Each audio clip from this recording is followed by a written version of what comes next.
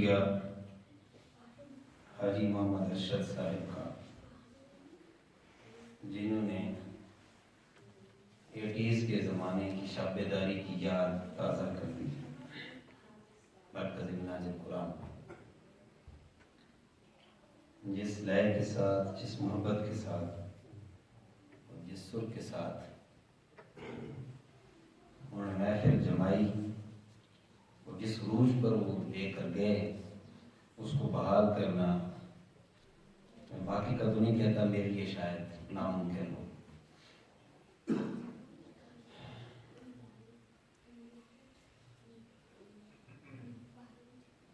میں 2 دن سے لوگ پلک سنوارتا رہا کہ گفتگو کہاں سے کروں گا، مگر میں انہیں کے جملے سے اپنی بات کو جو ہے آگے بڑھاؤں کہ ملتا ہے سکون دل نو سونے دی ثنا کر کے۔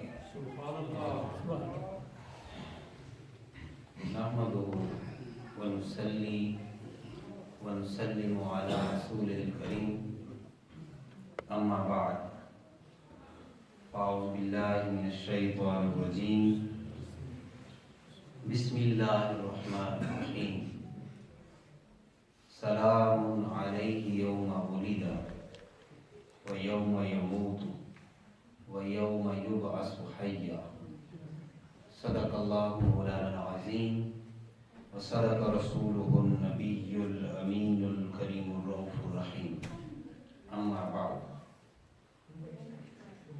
محترم مکرم شیخ الفقہ و تفسیر حضرت علامہ پروفیسر حافظ صفدر مجید قادری صاحب مدظ اللہ العالی، محترم مکرم حضرت علامہ مدثر اعوان صاحب، محترم مکرم علامہ جہاں زیب صاحب، اور محترم مکرم حافظ علامہ محمد رضوان صاحب، میرے بزرگوں، دوستوں اور عزیزان گرامی قدر،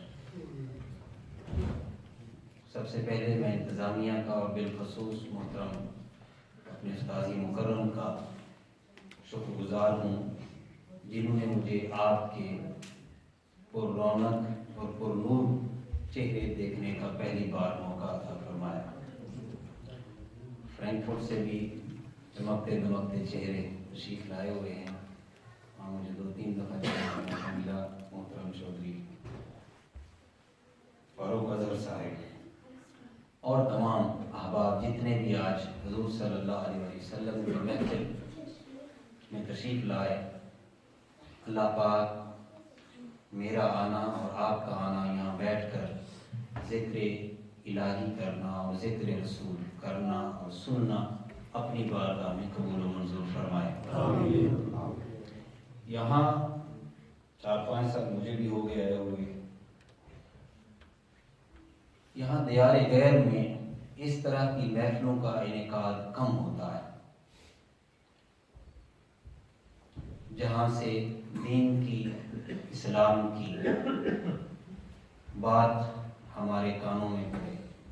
وہاں تو ہم صبح ہوتے ہی ہر طرف سے اللہ اکبر، اشہد ان لا الہ الا اللہ، اشہد ان محمد رسول اللہ کی آوازیں، تو ایک کانوں میں رس گھلتا تھا، ایک سکون ملتا تھا، اور عرصہ دراز سے وہ آوازیں بھی سننے کے لیے کان ترس گئے۔ ایسے حالات میں میلاد کی صورت میں، افطاریوں کی صورت میں اور معراج النبی صلی اللہ علیہ وسلم کی صورت میں، تبلیغی اجتماعات کی صورت میں، محافل کی صورت میں، حلقہ درود کی صورت میں، جس بھی رنگ میں ہم محفلیں سجاتے ہیں، ہر ایک کا مدعا اور مقصود یہی ہوتا ہے کہ ملتا ہے سکون دل نو سونے کی ثنا کر۔ سکون اللہ رب العزت نے ہمارے دل کا وہ یاد رسول صلی اللہ علیہ وآلہ وسلم میں رکھا ہے۔ ہم سب حضور کے ذکر سے اپنے دلوں کو سکون دیتے ہیں اور اچھے عمل کر کے آپ کی دعاؤں کے محتاج رہتے ہیں۔ سورۃ توبہ میں اللہ رب العزت نے اہل ایمان کے خرچ کرنے اور منافقین کے خرچ کرنے میں فرق بیان فرمایا جو منافق ہیں وہ جب خرچ کرتے ہیں تو وہ مغرم، وہ جرمانہ سمجھ کے خرچ کرتے ہیں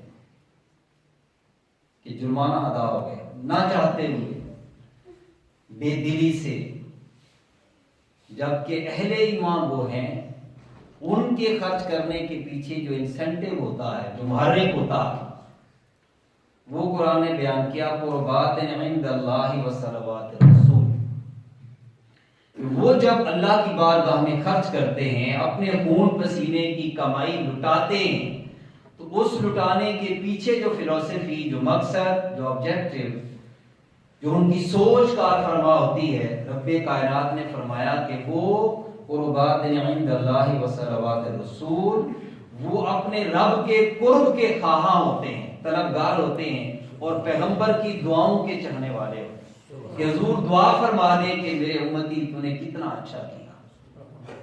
ایک غزوہ میں غزوہ تبوک تھا، جب اسلام کو بہت ضرورت تھی، مالی تعاون کی ضرورت تھی، تو ہر ایک نے، ابوبکر صدیق رضی اللہ تعالیٰ عنہ نے اپنے حساب سارا گھر کا لٹا دیا، سب کچھ، تفصیل میں جانے کی ضرورت نہیں ہے۔ حضرت عمر فاروق نے آدھا دے دیا۔ ایک اور صحابی تھے ابو عقیل انصاری رضی اللہ تعالیٰ، وہ بھی لائے اپنا حصہ شامل کرنے کی۔ وہ کیسے لائے کہ گھر میں کچھ نہیں تھا، حضور صلی اللہ علیہ وسلم نے طلب فرمایا تو گئے، دہاڑی کی، کمایا، جو دہاڑی ملی آدھا گھر چھوڑ آئے اور آدھا حضور کی بارگاہ میں آ کے پیش کر دیا، اور کھجوروں کی صورت میں تھا۔ وہ ڈھیر پڑا ہوا تھا، آقا دو جہاں صلی اللہ علیہ وسلم اس کو اٹھاتے، اوپر رکھتے، نیچے رکھتے، اور فرماتے یہ ہمارا صحابی، ہمارا دوست ابو عقیل لایا ہے، ابو عقیل لایا ہے۔ تو وہاں دل دیکھا جاتا ہے کہ دل کے اندر کیا ہے، باہر سے نہیں دیکھا جاتا۔ وہ بارگاہ ہی ایسی ہے، وہ دلوں کو دیکھتی۔ تو آپ محبت سے کہتے جاتے کہ ہمارا ابو عقیل آیا ہے، کیونکہ ان کے دلوں کو سکون حضور کی دعاؤں سے ملتا ہے۔ ایک حدیث پاک میں آتا ہے، آقا دو جہاں صلی اللہ علیہ وسلم ایک صحابی کے گھر گئے، حکم ہے کہ آپ نے بڑے باہر کھڑے ہو کے فرمایا السلام علیکم، کوئی جواب نہ آیا۔ آپ نے ایک بار، پھر دوسری بار فرمایا السلام علیکم، پھر تیسری بار فرمایا السلام علیکم۔ تو طریقہ یہی ہے کہ جب کسی کے دروازے پر جاؤ تو 3 بار سلام کرو، اگر جواب ملے تو فبہا، ورنہ پلٹ آؤ، قیل ارجعوا فارجعوا، جب کہا جائے پلٹ جاؤ۔ تو آقا دو جہاں صلی اللہ علیہ وآلہ وسلم پلٹ کر واپس جانے لگے، جب دیکھا کہ آواز نہیں آئی میرے 3 بار سلام کرنے سے، تو آپ پلٹ کر واپس چلے گئے۔ جب واپس جانے لگے تو صحابی رسول دوڑتے ہوئے واپس آئے اور آقا دو جہاں صلی اللہ علیہ وسلم کے قدم بوسی کرنے لگے۔ عرض کی یا رسول اللہ، میں سن رہا تھا آپ فرما رہے تھے السلام علیکم، اور میں آہستگی سے گھر بیٹھے اس کا جواب دے رہا، اور گھر سے باہر اس لیے نہیں نکلا کہ میں چاہتا تھا کہ آپ کے لب نازک سے، لب مقدس سے، اقدس سے بار بار میرے لیے سلامتی کی دعا نکلے۔ آپ بار بار کہتے رہے السلام علیکم کہ تجھ پر سلامتی ہو، اگر میں پہلی بار جواب دے دیتا تو آپ واپس چلے جاتے، اس لیے میں آہستہ جواب بھی دیتا رہا، مگر خاموشی سے گھر بھی بیٹھا رہا۔ مجھے پتا تھا کہ آپ 1 نہیں 3 بار ضرور میرے اوپر سلامتی بھیجیں گے، مجھ سے غلطی ہوگی، مجھے معاف کر۔ یہ وہ طلب تھی، یہ وہ چاہت تھی کہ حضور سے وہ دعائیں کیسے لیتے تھے۔ حاجت تصور کر سکتے ہیں، 3 بار السلام علیکم اندر سے آہستہ سے کہتے ہیں وعلیکم السلام ورحمۃ اللہ وبرکاتہ۔ تو سلام کا مطلب کیا ہے؟ سلامتی، سلام کا مطلب یہ ہم صبح شام جو دعائیں دیتے ہیں آپس میں، ہمارا جو ملنے کا طریقہ ہے مسلمانوں کا، جو آقا دو جہاں صلی اللہ علیہ وسلم نے طریقہ ہے، ہمیں مرحمت فرمایا، ہم اس کو بالکل لائٹلی لیتے ہیں، لیکن اس کے اندر بہت کچھ ہے۔ اب ہر قوم کا اپنا اپنا طریقہ ہے، گڈن ٹاک ہے، گڈ مارننگ ہے، جس بھی انداز میں کہیں، جرمن ہے، انگلش ہے، ہر زبان کا ہر قوم کا اپنا اپنا طریقہ ہے، مگر ہمیں وہ الفاظ عطا کیے جس میں ظاہری باطنی ہر طرح کی خوشحالی اور سلامتی شامل ہے۔ جب ہم کسی کو کہہ رہے ہوتے ہیں السلام علیکم، تم پر سلامتی ہو، اس کا مطلب یہ ہے کہ ہم اسے یہ کہہ رہے ہیں کہ سونا خوش بس، آباد رہے، شاد رہے، ہر حال میں دعا دیتے ہیں اس کو۔ تو ملتے آتے جاتے، فرمایا کوئی تمہارا واقف ہو یا نہ ہو، ہر ایک کو خوشحالی کی دعا دیا کرو، ہر ایک کو سلامتی کی دعا دیا کرو۔ یہ صبح تمہاری اچھی ہو، دوپہر اچھی ہو، شام اچھی ہو، رات اچھی ہو، دن اچھا ہو، اس چکر میں نہ پڑا کرو، بلکہ ہر ہاں ایسا لفظ عطا فرمایا کہ السلام علیکم، کہ تم ہر حال میں خوش ہو، تمہاری صبح ہو وہ بھی سلامتی کے ساتھ ہو، تمہارا دن ہو وہ بھی سلامتی کے ساتھ ہو، تمہاری شام ہو وہ بھی سلامتی کے ساتھ ہو، اور تمہاری رات گزرے تو وہ بھی خوشحالی اور سلامتی کے ساتھ ہو۔ تو ہم بعض اوقات ٹھیک ہے جب ان کے ساتھ ہمارا اٹھنا بیٹھنا ہوتا ہے تو وہاں ان کے لفظ بولنے میں حرج نہیں ہے، مگر جب ہم آپس میں ایک دوسرے کے ساتھ ملتے ہیں تو ہمیں سلام کو کبھی بھولنا نہیں چاہیے۔ حتیٰ کہ قرآن مجید میں ایک جگہ فرمایا کہ مومن کی علامت شعار ہے اسلام کا، فرمایا اگر کوئی منہ سے سلام کہہ رہا ہو تو اسے تم یہ نہ کہو کہ تو اسلام نہیں لایا، اور اس کے ساتھ جو تم زیادتی نہ کرو۔ تو ملتا ہے سکون دل نو سونے دی سنا کر کے۔ حضرت حنظلہ رضی اللہ تعالیٰ عنہ ایک صحابی رسول ہے، وہ حضرت ابوبکر صدیق رضی اللہ تعالیٰ عنہ کے گھر چلے گئے، اور جا کے ان کے دل میں خیال آیا، سوچنے لگے کہ کہیں ہم منافق تو نہیں ہو گئے کہ جب ہم حضور صلی اللہ علیہ وسلم کی بارگاہ میں جا کے بیٹھتے ہیں تو وہاں پر تو ایمان بڑا تازہ ہوتا، جذبات ہمارے جو ہے وہ سمندر کی طرح، بحر بے قرار کی طرح امڑ رہے ہوتے ہیں، مگر جو حضور کی بارگاہ سے دور ہوتے ہیں تو قلب کی کیفیت جو ہے وہ بالکل گر جاتی ہے، اس کے جذبات وہ مانگ پڑ جاتے ہیں۔ ایک خیال آیا، اس خیال کو لے کر حضرت ابوبکر صدیق رضی اللہ تعالیٰ عنہ کے پاس چلے، جا کر عرض کرنے لگے کہ یا ابا بکر میرا تو یہ حال ہے، یہ معاملہ کیا ہے، ذرا مجھے تو بتائیں اس کے بارے میں۔ حضرت ابوبکر صدیق رضی اللہ تعالیٰ عنہ فرمانے لگے یار میرا بھی یہی حال ہے، میرا بھی سکون نہیں لگتا، جب حضور کی بارگاہ میں ہوتے ہیں تو اس وقت دل کھلکھلا اٹھتا، خوش ہوتا، مگر جب حضور کی بارگاہ سے دور ہوتے ہیں تو پھر دل جو ہے وہ کیفیت نہیں ہوتی، وہ ایمانی کیفیت نہیں لیتی۔ تو پھر دونوں نے پروگرام بنا لیا کہ چلو چلتے ہیں حضور صلی اللہ علیہ وسلم کی بارگاہ، وہاں جا کے یہ شکوہ کرتے اور یہ سوال کرتے اور پوچھتے یا رسول اللہ یہ کیا وجہ ہے کہ جب آپ کی بارگاہ میں ہوتے ہیں تو ہماری پوزیشن، ایمان کی پوزیشن ہائیسٹ ڈگری پر ہوتی، اور جب ہم گھر، کاروبار، بیوی، بچے، اپنے معاملات میں چلے جاتے ہیں تو ہماری وہ کیفیت نہیں ہوتی۔ جب حضور صلی اللہ علیہ وسلم کی بارگاہ میں دونوں صحابی رسول حضرت حنظلہ اور حضرت ابوبکر صدیق رضی اللہ تعالیٰ عنہ دونوں پہنچے اور جا کر شکوہ بھی کیا اور ایک عرض بھی کی کہ یا رسول اللہ ہمیں لگتا ہے کہ ہم منافق ہو گئے کہ جب آپ کی بارگاہ میں ہوتے ہیں تو ہمارا ایمان بہت اونچے لیول پر ہوتا ہے، اور جب آپ کی بارگاہ سے دور ہوتے ہیں، گھر کام کاج میں بزی ہو جاتے ہیں، مصروف ہو جاتے ہیں، کاروباری معاملات میں، ازدواجی گھریلو کاروباری سارے معاملات میں، تو پھر وہ کیفیت نہیں ہوتی۔ میرے آقا صلی اللہ علیہ وسلم نے فرمایا کہ اے میرے صحابہ، وہ کیفیت جو تمہیں میری صحبت میں، میری سنگت میں اور میرے ساتھ میرے قرب میں رہ کر تمہیں نصیب ہوتی، اگر یہی کیفیت تمہیں مجھ سے دوری میں بھی نصیب ہو تو فرشتے راہوں میں تمہیں سلام کرنے آئے۔ گویا اشارہ اس بات کا تھا کہ میرا ایمان اس درجے کا ہے کہ جہاں بھی میں ہوتا ہوں ہر وقت میرے ارد گرد صلاۃ و سلام پڑھتے ہیں فرشتے۔ یہی وجہ ہے کہ آج تک حضور کے وصال کے بعد بھی آج تک فرشتے 70,000 صبح اور 70,000 شام حضور کی بارگاہ میں فرشتے سلام کرنے آتے ہیں اور یہ دعا کرتے ہیں سلام، پھر میں وہی عرض کروں سونا خوش بس ملتا ہے سکون دل کو سونے دی سنا کر کے۔ یہ میلاد کی محفلیں اسی لیے تاکہ وہ جو ایمان ہمارا دنیا کے دھندوں میں پھنسنے کی وجہ سے، کاروبار کی وجہ سے اس ایمان کی جو کیفیتیں مانگ پڑ جاتی ہیں، ان محافل کے ذریعے ان کو دوبارہ زندہ کیا جائے، کبھی تلاوت کے ذریعے، کبھی ثنا خوانی کے ذریعے، کبھی بیان کے ذریعے، کبھی گفتگو کے ذریعے، مختلف انداز ہیں اس ایمان کو دوبارہ تازہ کرنے کے۔ جیسے حضور صلی اللہ علیہ وسلم کی بارگاہ میں جا کر ایمان کو تازہ کرتے تھے، حضور کا چہرہ تک کر، کیونکہ صحابہ کرام کا میلاد یہ تھا کہ جب ان کا دل گھبراتا تھا، پریشان ہوتا تھا، دل کو سکون کی ضرورت ہوتی تھی، تو پھر وہ کیا کرتے تھے؟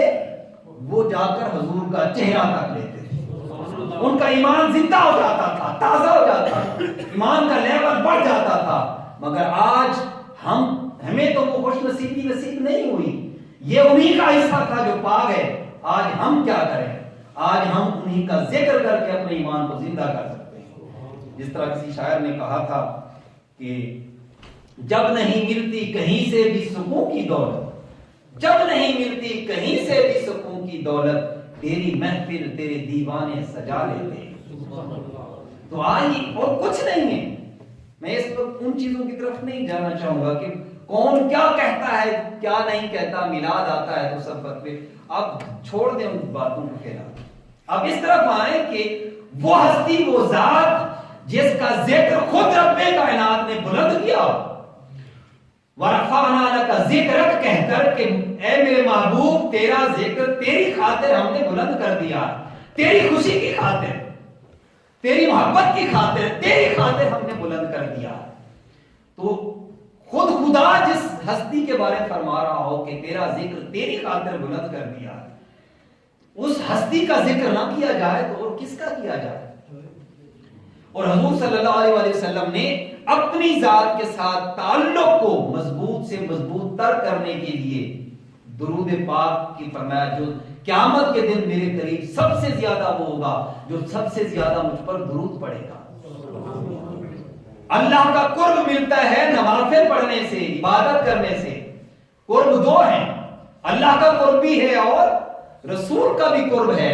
اللہ کا قرب ملتا ہے اللہ کی عبادت کرنے سے، سجدہ ریزیاں کرنے سے، اپنی جبین نیاز بارگاہ الوہیت میں جھکانے سے، اور حضور کا قرب ملتا ہے حضور پر درود و سلام پڑھنے سے۔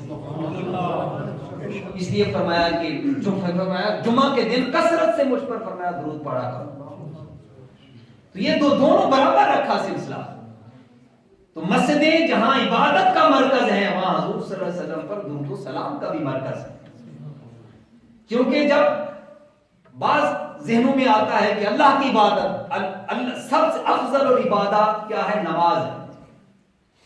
اللہ کی عبادتیں مختلف طریقے ہیں، ان میں سب سے زیادہ افضل جو عبادت ہے وہ نماز ہے، اور نماز کی سب سے افضل پوزیشن سجدہ ہے، کہ جب انسان سجدے میں چلا جاتا ہے، انسان آتا ہے نماز میں کھڑا ہوتا ہے، کھڑا ہو کر قیام کرتا ہے، اللہ پاک کی بارگاہ میں تلاوت کرتا ہے، رکوع کرتا ہے، نماز سے فارغ ہو کر بیٹھتا ہے۔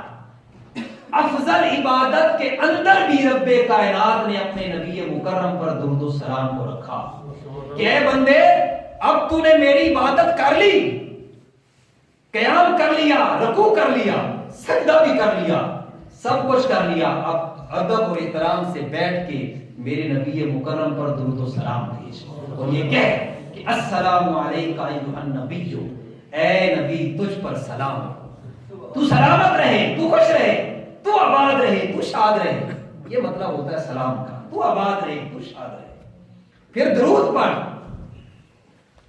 یہ کیا ہوا کہ عبادت خدا کی ہو رہی ہے مگر گفتگو جو ہے وہ مصطفیٰ سے ہو رہی ہے صلی اللہ علیہ وسلم۔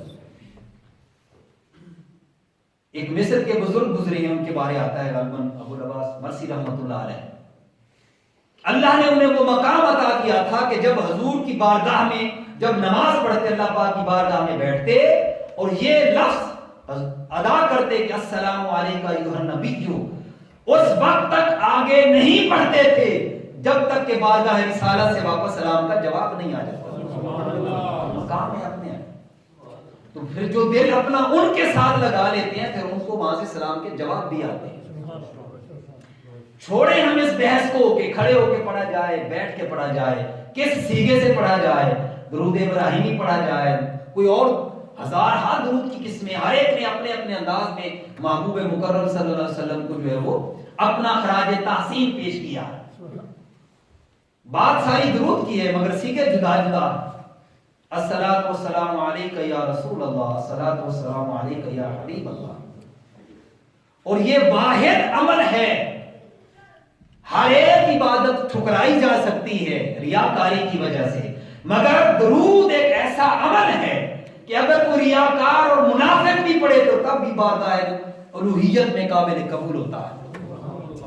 یہ ایسا عمل ہے جس حال میں بھی پڑھا جائے قبول ہوتا ہے، اس لیے کہ اس میں انسان اپنے لیے کچھ نہیں مانگتا، جو کچھ مانگتا ہے حضور کے لیے مانگتا ہے، اپنے محبوب مکرم کے لیے مانگتا ہے. اس لیے جس حال میں بھی پڑھے اللہ پاک کی بارگاہ میں قبول ہوتا ہے. جب نہیں ملتی کہیں سے بھی سکون کی دولت، تیری محفل تیرے دیوانے سجا لیتے ہیں. تو یہ میلاد کی محفلیں اسی سکون کی تلاش کے لیے ہوتی ہیں. بوڑھے بچے جوان مرد خواتین حضرات سب اکٹھے ہوتے ہیں تاکہ وہ ذکر سن کر اپنے دلوں کو ایک سکون ملے. کبھی وہ سکون حضور کی کسی بات سے ملتا، کبھی وہ سریلی آواز حاجی ارشد صاحب کی سن کر وہ ایک دل کو سکون ملتا، کبھی اللہ والوں کا کلام سن کر وہ دل کو سکون ملتا. وہ دل پسیجتا، وہ دل کے اوپر ایک ٹھوکر لگتی، وہ شکستہ ہوتا ہے تو پھر وہاں سے سلاموں کا جواب بھی آتا ہے. ہمیں ان میلاد کی محفلوں کو جہاں ہم اپنے سکون، دل کا سکون ڈھونڈتے ہیں، تلاش کرتے ہیں، وہاں ہمیں یہ بھی دیکھنا ہوگا کہ حضور صلی اللہ علیہ وسلم دنیا میں تشریف کیوں لائے.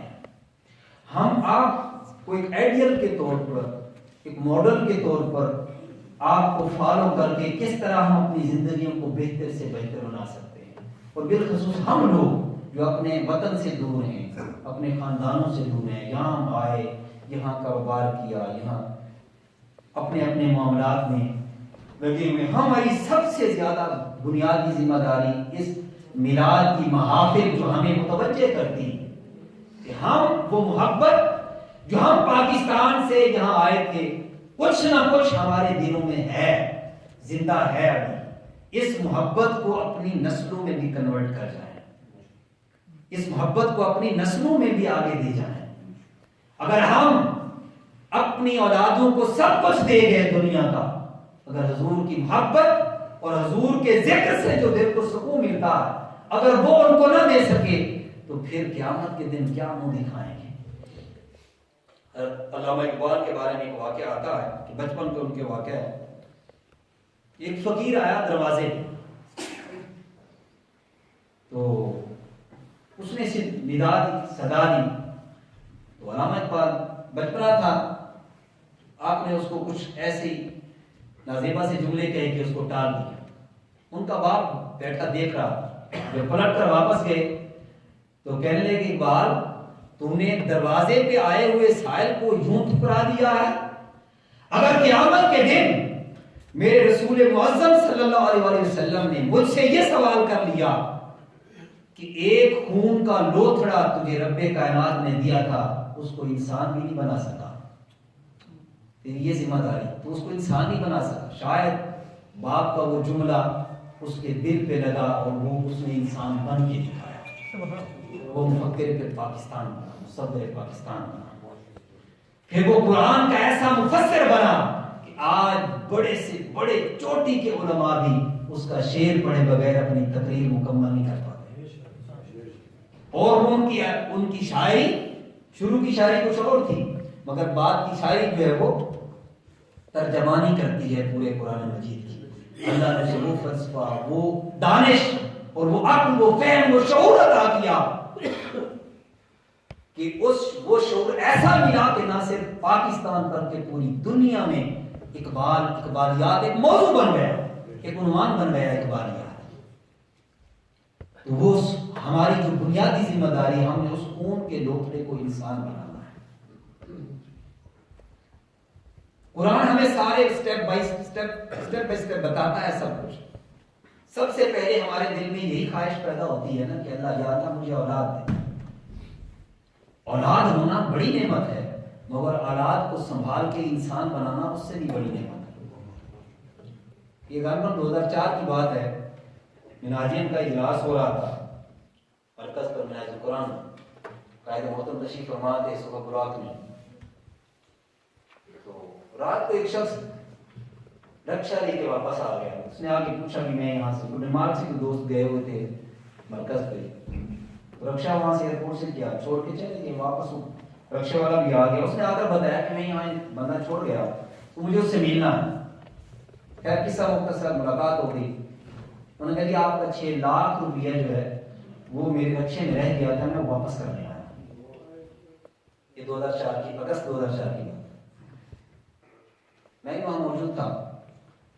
انہوں نے واپس کرنے آیا، انہوں نے کہا کہ راتوں رات ہی واپس آ گیا، رات کے 2 بج رہے تھے آپ، تو ان کے بھی صبح آ جاتے ہیں۔ انہوں نے کہا کیا خبر میں فوت ہو جاتا، میرے رشتے دار واپس کرتے یا نہ کرتے، اس لیے میں راتوں رات پلٹ کر واپس آیا ہوں تاکہ وہ امانت جو ہے وہ۔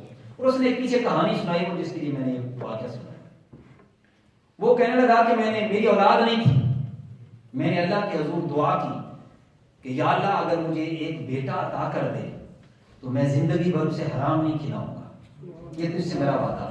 اللہ سے اس نے وعدہ کیا کہ اگر تو مجھے بیٹا عطا کر دے تو میں اس کو حرام نہیں کھلاؤں گا۔ میرا گھر کرائے پر ہے، میرا رکشا بھی کرائے پر ہے، آج میرے رب نے مجھے آزمایا، مجھے اس نے بیٹا عطا کیا، آج 6 لاکھ روپیہ میرے رکشے میں رہ گیا تھا، کوئی میرا نمبر نہیں جانتا تھا، کسی کو کوئی خبر نہیں تھی، میں چاہتا تو رکھ سکتا تھا، کسی کو کیا خبر کہاں سے رکشا آیا کدھر چلا گیا، رات کا وقت تھا، مگر وہ ضمیر زندہ تھا، ضرورت کے باوجود وہ پلٹ کر واپس آیا اور 6 لاکھ اس نے آ کے واپس کیے۔ بعد میں پھر اس بندے نے اس کو رکشا بھی لے کے دیا، کچھ اماؤنٹ بھی دی ایز اے گفٹ۔ اس ایمان کو زندہ کرنے کی ضرورت ہے، اس کردار کو زندہ کرنے کی ضرورت ہے۔ آج تو ہم دنیا میں پتہ نہیں ہماری شہرت کن ناموں سے چلی گئی۔ جب تک مسلمان، ابھی محترم مولانا جہاں سے صاحب فرما رہے تھے، جب تک ہمارا کردار زندہ تھا ہم ایک غالب قوم کے، تو لوگ ہمارے پاس علم سیکھنے آتے تھے، جامعہ نظامیہ بغداد آباد ہوتے تھے، مصر کی یونیورسٹیاں آباد ہوتی، تو وہاں یہ یورپ وہاں چل کے جاتا تھا، مگر جب سے ہم دولت کے پیچھے پڑ گئے اور شہرت کے پیچھے پڑ گئے، اس دن سے دنیا میں ہمیں ٹھکانہ کہیں نہیں ملتا۔ اس لیے ہم سب کی ذمہ داری بنتی ہے کہ یہاں پر ہم اپنی نسلوں کے اندر اس ایمان کی رمق کو تازہ کرتے رہیں، وقت کے ساتھ ساتھ اس کو بجھنے نہ دیں، منتقل بھی کریں اور پھر اس کی حفاظت بھی کریں، اور تو کچھ نہیں تو کم از کم ہمارے جانے کے بعد ہمارے لیے فاتحہ تو پڑھنے کے قابل ہو سکے۔ کسی مولوی صاحب کو تو نہ بلانا پڑے گی کہ ابا جی فوت ہو گئے آگے دعا کر دیں، غسل دے دیو نا، غسل دے دیو، سانو تو پتہ ہی کون نہیں، جنازہ بھی پڑھا دیو، اسی کدی جنازہ بھی نہیں پڑھایا۔ اگر یہ ساری کمائی کا ماحصل یہ تھا کہ ایک دعا بھی نہ نصیب ہو سکی اپنی اولاد سے، تو ان اولادوں کے لیے اتنا مربع اور اتنا کرنے کی کیا ضرورت ہے؟ کبھی سوچئے گا ہم کس دوڑ میں پڑ چلے گا۔ حضور نے فرمایا تھا الدنیا سجن المؤمن و جنت الکافر، فرمایا دنیا مومن کے لیے کیا ہے؟ قید خانہ، اور کافر کے لیے جنت۔ قید خانہ اور جنت کی ایک صفت ہے، یہ کیوں فرمایا؟ قید خانہ جو ہوتا ہے وہاں اپنی مرضی سے نہیں رہنا ہوتا، وہاں حکومت کی مرضی سے رہنا ہوتا ہے، جتنی وہ چاہیں سہولتیں دیں، جتنی چاہیں سہولتیں نہ دیں۔ اور جنت کا جو تصور رب کائنات نے دیا، فرمایا وَلَكُمْ فِيهَا مَا تَشْتَهِي أَنفُسُكُمْ وَلَكُمْ فِيهَا مَا تَدَّعُونَ، فرمایا جنت وہ ہوگی تمہیں ملے گی جو چاہو گے، جو سوچو گے، سب کچھ وہی ہوگی ملے گا۔ ان کے لیے تو کوئی رکاوٹ نہیں ہے اس دنیا میں، کافر کی تو جنت ہے، وہ جو چاہے کرے۔ اگر ہم بھی اسی ڈگر پر چل پڑے تو پھر نہ ہماری دنیا کے رہیں گے نہ دین کے رہیں گے، نہ آخرت ہمارے ہاتھ آئے گی نہ دنیا ہمارے کام آئے گی۔ الدنیا سجن المؤمن و جنت الکافر۔ حضور صلی اللہ علیہ وسلم یہ فرما کر ہمیں اشارہ کر دیا کہ اگر دنیا میں اگر چاہتے ہو کہ آخرت کے طلبگار ہو، اگر وہاں کی نعمتوں سے متمتع ہونا چاہتے ہو، تو پھر یہاں کچھ پابندیوں کو قبول کرنا پڑے گا۔ حیرت ہوتی ہے دوستوں کی باتیں سن کر، جب وہ یہ کہہ رہے ہو کہ پیسہ آنا چاہیے جتوں مرضی آئے، حلال ہے حرام ہے جتوں مرضی آئے، پیسہ آنا چاہیے۔ کبھی کہیں گے جی جھوٹ کے بغیر کاروبار نہیں ہوتا. خدا جو پہلے تھا آج بھی وہی ہے, صدیوں بعد بھی وہی ہوگا. جس نے پہلے امت مسلمہ کو عزت سے نوازا آج بھی وہ نوازنے کو تیار ہے, مگر اس نے شرط ایک ہی رکھی ہے کہ جب تم میرے ہو جاؤ گے تو پھر میں بھی تمہارا ہو جاؤں گا. ان اللہ لا یغیر ما بقوم حتی یغیروا ما بانفسہم. تم نہیں بدلو گے تو پھر میں بھی نہیں بدلوں گا. تم بدلنے کا تہیہ کر لو, پھر میں تمہیں معبود محمد بن قاسم بھی دے دوں گا اور محمود بن غزنوی بھی دے دوں گا, سب کچھ ملے گا, سلطان محمود غزنوی بھی دے دوں گا. تو جب تو یہاں تو چھوٹے سے لیول سے لے کر اوپر تک کرپشن اتنی ہمارے اندر آ چکی, پھر عزت کہاں سے ملے, عزت کیسے ملے؟ جب ہم نے وہ سارے اصول ضابطے جو اللہ کے رسول نے عطا کیے وہ چھوڑ دیے تو پھر کیسے ہو؟ ایک ڈھیر پڑا ہوا تھا کھجوروں کا, اس کا گندم کا, آقا جہاں صلی اللہ علیہ وسلم تشریف لائے تو آپ نے دیکھا تو آپ نے ہاتھ ایسے اس کے اندر ڈالا, ہاتھ اندر ڈالا تو اندر سے گیری تھی. تو آپ نے پوچھا یہ کیا کیا ہے؟ یا رسول اللہ بارش ہوئی ہے. فرمایا بارش بڑی سی آنی سی, اتنی بونی ہے پیچھے اندر بڑھ گئی, یہ کیسی بارش تھی؟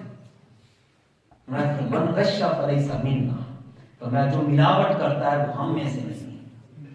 آج آپ دیکھیں فروٹ کی پیٹیاں اوپر سے ستھری ہوتی ہیں, اندر سے گند ہوتا ہے سارا.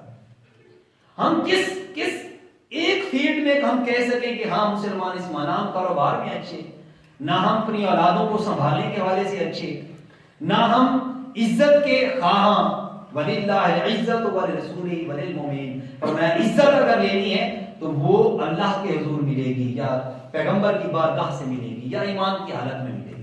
اس کے علاوہ جہاں بھی کوئی عزت ڈھونڈنے کی کوشش کرے گا فرمایا وہ نا خاسر اور ناکام اور نامراد ہوگا.